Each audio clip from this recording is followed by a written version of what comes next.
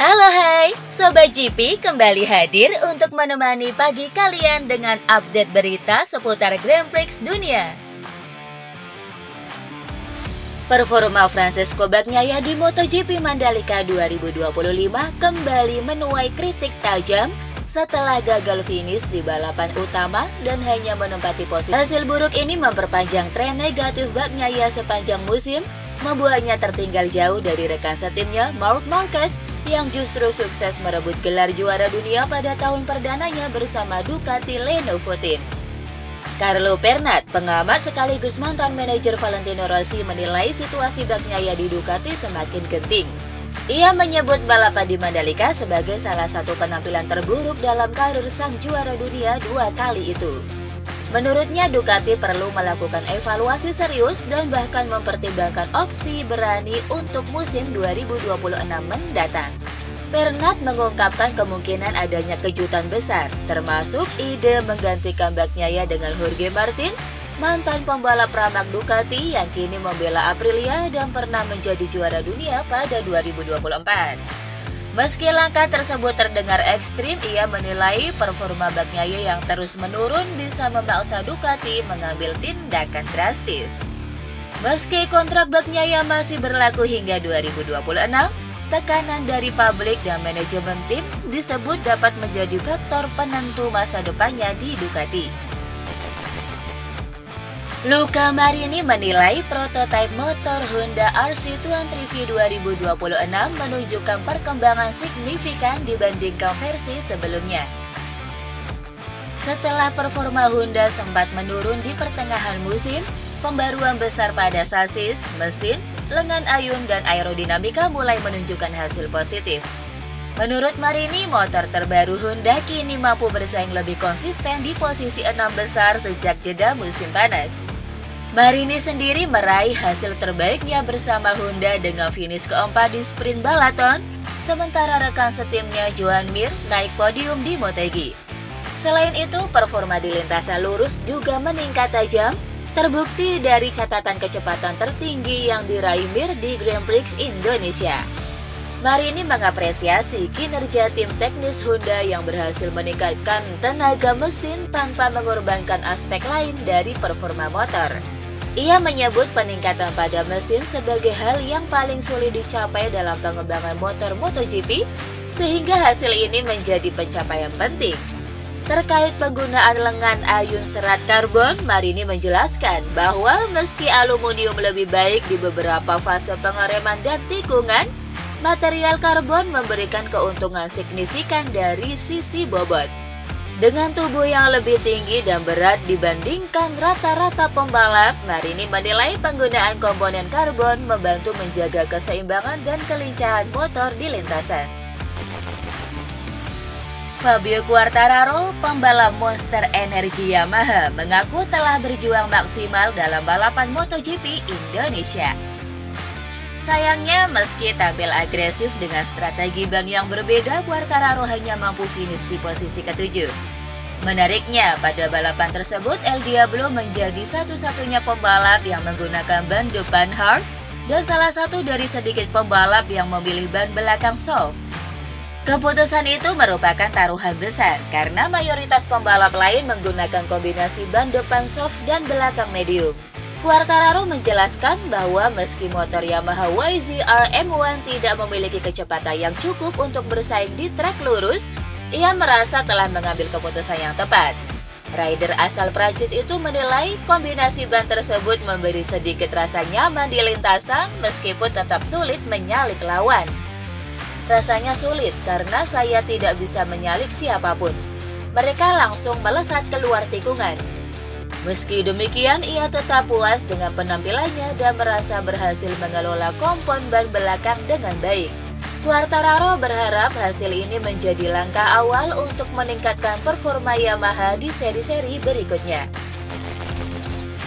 Enea Bastianini berencana menguji sasis RC16 baru pada Grand Prix Australia 2025 akhir pekan depan.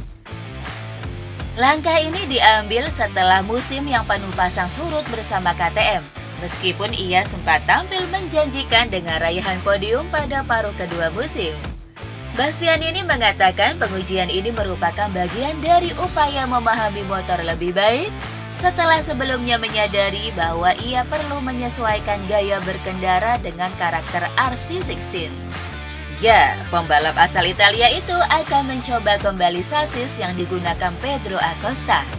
Ia mengaku sempat menjajal sasis tersebut pada awal musim, tetapi gagal merasakan perbedaannya karena kurang percaya diri kala itu. Kini dengan performa yang lebih stabil, ia berharap bisa memahami apakah sasis baru itu memberi peningkatan signifikan. Sasis ini tersedia untuk semua orang, hanya lengan ayunya saja yang khusus untuk Pedro. Sekarang waktunya mencoba lagi dan melihat apakah ada peningkatan. Aprilia Racing mengumumkan bahwa Jorge Martin akan menghabiskan beberapa hari di Austria untuk menjalani pemulihan intensif di Red Bull Athlete Performance Center yang berada di Salzburg. Sebagaimana diketahui, Red Bull Athlete Performance Center sendiri dimiliki oleh Red Bull yang merupakan sponsor pribadi Martin sejak lama. Red Bull Athlete Performance Center pun terletak di dua kota, yakni di Salzburg, Austria dan Los Angeles, Amerika Serikat. Red Bull Athlete Performance Center memiliki tim medis dan ahli kebugaran yang siap membantu para Red Bull atlet menjaga kondisi tubuh tetap prima. Mereka menawarkan program latihan fisik, terapi fisik dan obat, pelatihan mental dan gaya hidup, program nutrisi, dan juga program pemulihan cedera. Marc Marquez merupakan salah satu rider MotoGP yang pernah memakai fasilitas Red Bull Athlete Performance Center. Begitu juga para pembalap Formula One seperti Max Verstappen dan Yuki Tsunoda. Pebulu tangkis Indonesia Jonathan Christie juga pernah mendapatkan kesempatan untuk menjajalnya. Pembalap Rocket BMW Motorrad World Superbike Toprak Razgatlioglu mencapai laga match point perdananya jelang seri Estoril akhir pekan ini. Musim 2025 tinggal menyisakan dua seri saja, yakni seri Estoril dan seri Jerez. Alhasil ada 124 poin maksimal yang bisa diperebutkan. Saat ini Razgatlioglu sedang memuncaki klasemen pembalap dengan 523 poin, unggul 36 poin atas rider Aruba.io Racing Ducati Nicolo Bulega.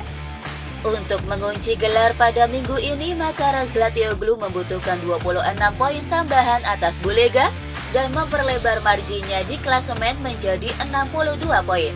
Namun, misi Razgatlioglu mengunci gelar di Estoril mungkin tak akan berjalan mudah, sebab Bulega juga tangguh di trek ini. Musim lalu, Bulega secara sensasional mengalahkan El Turco tepat di garis finish dengan selisih 0,003 detik saja dalam Super Pole Race. Gelar juara hanya bisa ditentukan pada Race 2 akhir pekan ini, tetapi hasil Race 1 dan Super Pole Race akan memberikan gambaran apakah penentuan juara mungkin terjadi hari Minggu nanti. Danilo Petrucci memberikan kabar buruk jelang bergulirnya World Superbike Estoril 2025 di Portugal.